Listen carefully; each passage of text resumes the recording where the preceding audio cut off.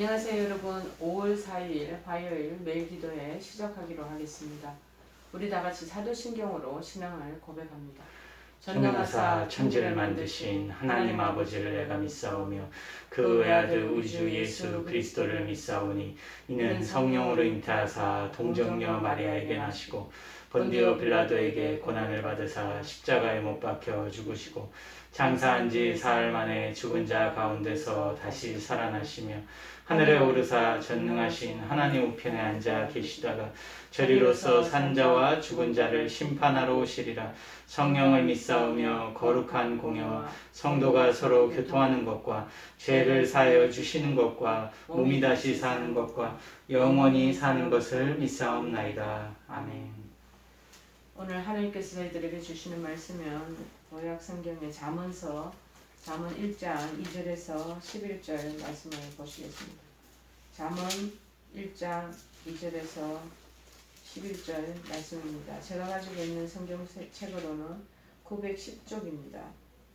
다 찾으신 줄 알고 제가 봉독해 드리겠습니다. 이는 지혜와 훈계를 알게 하며 명철의 말씀을 깨닫게 하며 지혜롭게 공의롭게 정의롭게 정직하게 행할 일에 대하여 훈계를 받게 하며 어리석은 자를 슬기롭게 하며 젊은 자에게 지식과 근신함을 주기 위한 것이니 지혜 있는 자는 듣고 학식이 더할 것이요 명철한 자는 지략을 얻을 것이라. 잠언과 비유와 지혜 있는 자의 말과 그 오묘한 말을 깨달으리라.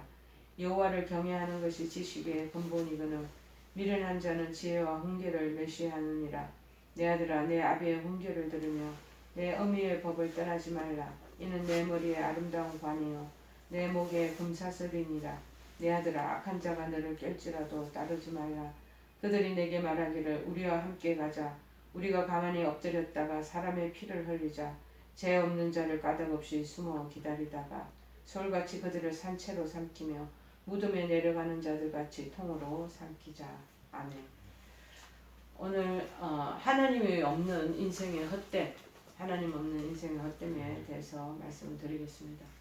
성경은 오늘 잠언에 하나님의 지혜와 하나님을 경외하는 자, 특별히 지혜로운 자, 그 다음에 어리석은 자, 그리고 하나님의 여호와를 경외하는 것, 그리고 우리가 그 법을 어떻게 왜 따라야 하는데 따르지 않으면 어떻게 되는 거에 대한 것을 아주 초반 이 1장 2절에서 12절까지 그렇게 총체적으로 말하고 있습니다.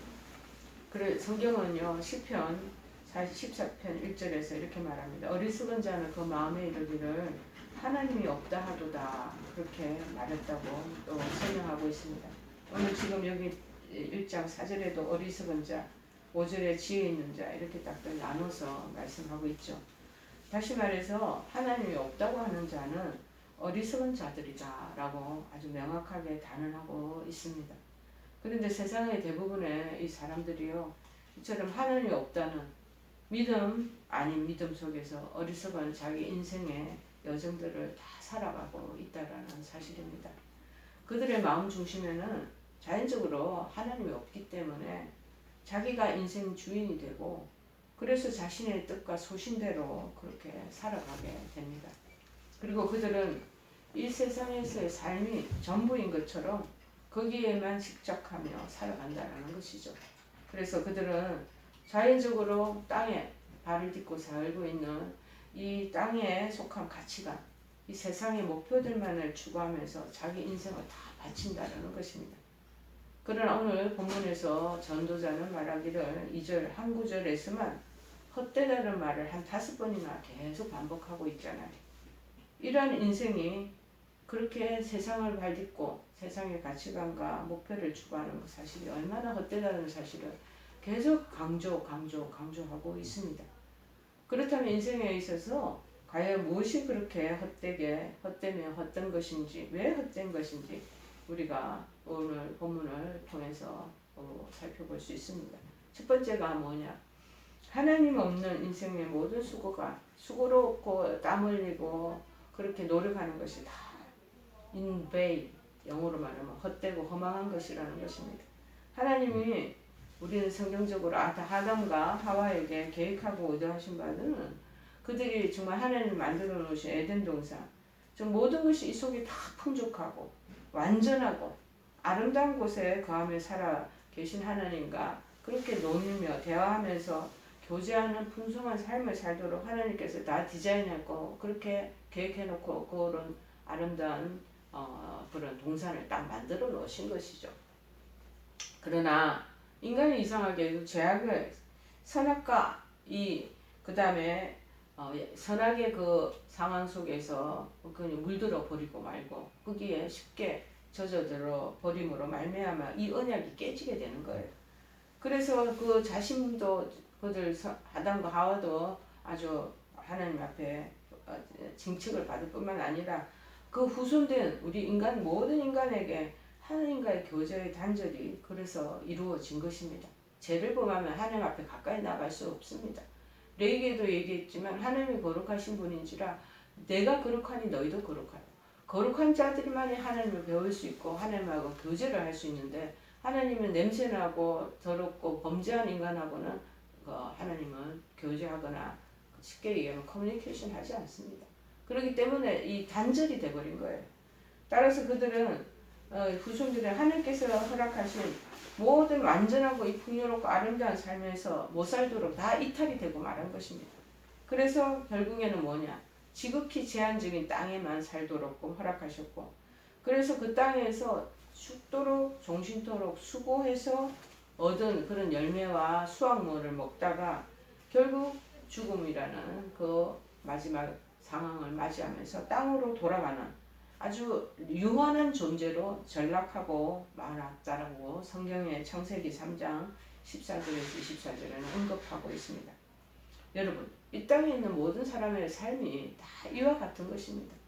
땅에 거해서 종신토록 수고하고 내 자신의 욕망과 자신의 목표와 소신대로 삶의 목표를 이루기 위해서 그렇게 노력하고 땀을 수고하지만은요, 결국 하나님 없이 사는 사람의 그 인생과 그 모든 과정은요, 그 모든 수고와 땀과 노고가 다 허무하도록 그렇게 만들어지는 마지막 죽음을 맞이하게 된다는 것입니다. 평생에 걸쳐서 땀 흘리며 애쓰고 일구던 그런 땅과 소산과 그 업적들은 그가 죽음과 동시에 이 세상에서도 완전히 사라지고 만다라는 사실입니다. 다 없어져, 자체가 없어져 버립니다. 무덤 하나 딱 비석에 무덤 하나만 있겠죠. 이렇듯 영혼이 구원도 얻지도 못하고 참된 유익도 끼치지 못하고 언젠가는 사라지고 말 것 뻔한 사실 이 상황을 이 땅에서의 수고하는 것에 포커스를 맞추고 애를 쓰기 때문에 이 땅에서의 삶을 정으로 여기는 것이죠. 그래서 하나님 없이 사는 인생의 모든 수고가 결국에는 마지막 무덤 흙으로 돌아가는 그러한 지극히 헛된 것일 수밖에 없어서 자꾸 이 전도자는 헛되고 헛되고 헛되고 헛되다 5번이나 강조하고 있습니다. 이 세상도 여러분 그 정욕도 다 지나갑니다. 요한일서 2장 17절에 말합니다. 이 세상도 그 정욕도 다 지나가되 오직 하나님의 뜻을 행하는 자만이 영원히 거하느니라.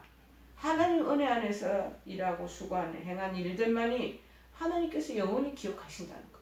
나머지 우리가 먹고 살기 위해서 아둥바둥했던 것, 그 모든 거는 그리고 정욕을 부리고 자기 혼자서 탐심을 부리고 했던 것도 다 지나가 버리고 다 흔적조차 없어진다는 것이죠. 자, 그리고 두 번째는 그래서 인생의 모든 수고가 헛되다는 결론이 나온 겁니다. 하나님 없는 인생은 그런데 만족함이 또 없는 거예요. 어떤 이론적인 가르침과 그런 지식보다도요. 직접 몸으로 체험하고 만약에 경험한 사실들은 우리의 삶에 더 직접적인 영향을 준다고 끼치는 중요한 교훈이 된다는 것을 우리가 다 알고 있습니다. 우리가 책 읽고 들은 거요. 지금 나이 들고 이러면 다 한 길로 왔다 한 길로 다 흘러버리잖아요. 근데 인생에 우리가 삶을 살면서 직접 체험하고 직접 경험한 것들 이것들은요 우리 몸에 다 박히게 되어 있어요. 그래서 우리 삶에 이렇게 살면 안 되겠구나. 내가 잘못했더니 이런 결과가 나왔지 하고 그 몸이 기억하고 그 우리의 뇌가 기억하기 때문에 그 다음번에는 더 나은 삶을 살 수가 있다는 것입니다. 그래서 우리는 단순한 어떤 교리적인 지식보다는 경험담에 더 귀를 기울이고 우리에게 자신에게 그 교훈을 자꾸 적용시키도록 하는 것이 필요하다는 것입니다.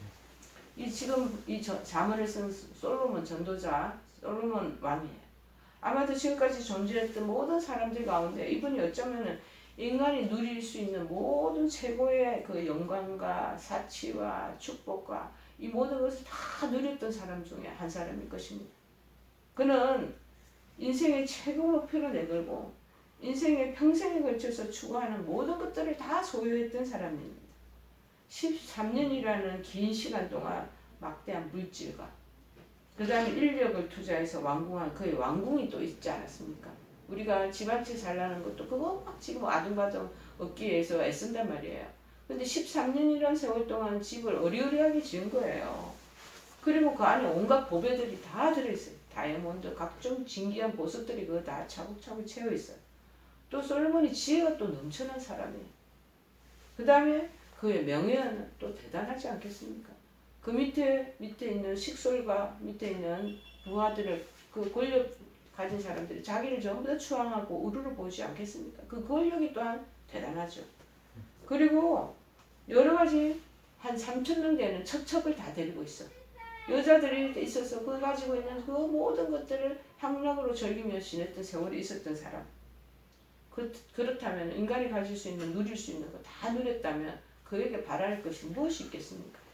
자, 이 모든 것을 다 취하고 누리고 자기가 그것을 즐겼지만 결국 그의 입에서 나온 최종 고백이 뭐냐? 모든 것이 헛되고 헛되다는 고백을 2절에서 이렇게 단식하는 쪽으로 하고 있습니다. 여러분, 하나님 없이 사는 인생 발견할 수 있는 것은 끝내 만족함이 없는 깊은 공허와 허무밖에 남지 않는다는 것이죠. 3,000명이 되는 그러한 처첩이 데리고 있으니 그들 처첩이 데리고 있는 모시고 있던 모든 우상도 다 또 나중에는 이 솔로몬이 받아들이고 또 심취하게 되는 것이죠. 하나님 중심적인 신앙이 다 무너지고 말한 것입니다. 자, 그런데 오직 하나님과 함께하는 삶을 사는 자만이 정말 가난해도 내가 지금 병이 들어도 그리고 온갖 고난과 환란이 있더라도 심지어는 죽음에 이어가면서도 정말 초연하고 평안을 가질 수 있고 기뻐하고 감사할 수 있다는 사실을 우리가 기억해야 될 줄 믿습니다. 왜냐하면요, 하나님만이 참되고 영원한 만족, 영원한 기쁨의 원천이 되시기 때문에, 근원이 되시기 때문이라는 것이죠. 진정 예수 그리스도를 우리가 힘입고 살아가는 하나님의 자녀들이라면 하나님 안에 갈 때 우리는 끝내 풍성하며 만족한 삶을 살 수 있다라는 것을 기억하고 여러분들이 일생 지금 삶의 여정을 걸어가시면 좋겠습니다. 요한복음 10장 10절에 말합니다. 도둑이 오는 것은 도둑질하고 죽이고 멸망시키려는 것뿐이요. 이 도둑이라는 것은 세상의 사단을 공중권세자면서 사단을 얘기하지 않겠습니까? 결국 사단이 세상이 좋아하는 것들 쫓아가면 죽이고 멸망시키고 우리를 결국에는 비참한 마지막 말로를 맞이하게 한다는 것이죠. 그러나 내가 온 것은, 예수님이 온 것은 양으로 생명을 얻게 하고 더 풍성히 얻게 하려는 것이라고 결론짓고 우리에게 교훈하고 있습니다. 여러분, 하나님 없이 살아가는 것, 인생상 인생의 만족과 의미 결코 찾을 수가 없습니다. 그런 사람들을 다 어리석다라고 얘기하고 어리석은 사람이라고 말하고 있습니다. 먼저 우리 자신들의 혹시나 믿음 안에 있으면서도 여전히 세상적인 가치관과 그 세상적인 그 조류와 그런 흐름에 목말라하고 그거를 자꾸 눈여겨보고 거기에 갈등을 느끼고 있는지 아닌지 살펴보는 이 시간 되기를 바랍니다. 만약 그런 마음이 있다면 속히 그 자리에서 빠져나오셔서 그리스도께로 달려가고 초점을 다시 새롭게 맞춰가는 여러분 되기를 바랍니다. 여러분, 참된 만족의 근원이 되시는 하나님을 참으로 초점을 집중하면서 살아가는 우리 모두가 되어야 될 줄 믿습니다. 물질적인 풍요로움에 비해서 영적으로나 정신적으로 정말 오늘날의 현대인들이요, 이 공허와 허무 그 가운데 쌓여가고 있는 시점이 있습니다. 그리스도 안에 있는 풍성함이 뭔가를 이분들이 잘 모르는 것이죠. 우리가 그리스도인이 가질 수 있는 풍성함을 우리가 소유하고 그 풍성함을 그들에게 비춰주면서 진정 그들이 세상에 물질을 아무리 풍성하게 가져도 결국에는 하나님 없는 인생이 얼마나 헛헛하는 것을 간접적으로 우리를 보면서 깨닫고, 그래서 주님 안에서 참만족을 얻어 새로운 길로 나아갈 수 있도록 도전하고 그들을 이끌 수 있는 우리가 되기를 바랍니다. 우리 자신에게도 때때로는 세상에 살기 때문에 세상에 가지고 있는 그 여러 가지 만족과 유혹들이 올 수 있습니다.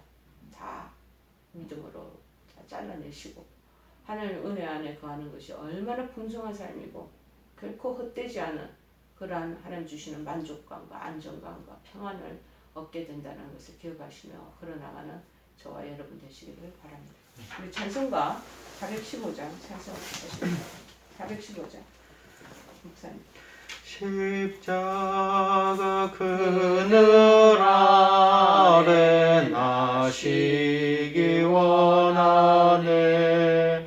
저 햇볕이 뜨겁고 또 짐이 무거워 이 광야 같은 세상에 늘 방황할 때에 주 십자가의 그늘에 내 쉴 곳 찾았네. 내 눈을 밝히 떠서 저 십자가 볼 때 날 위해 고난 당하신 주 예수 보인다. 그 영상 볼 때 내 맘에 큰 찔림 받아서 그 사랑 감당 못하여 눈물만 흘리네. 아멘. 우리 주기도문으로 마치겠습니다. 하늘에 계신 우리 아버지여, 이름이 거룩히 여김을 받으시오며 나라의 임하옵시며 뜻이 하늘에서 이룬 것 같이 땅에서도 이루어지이다.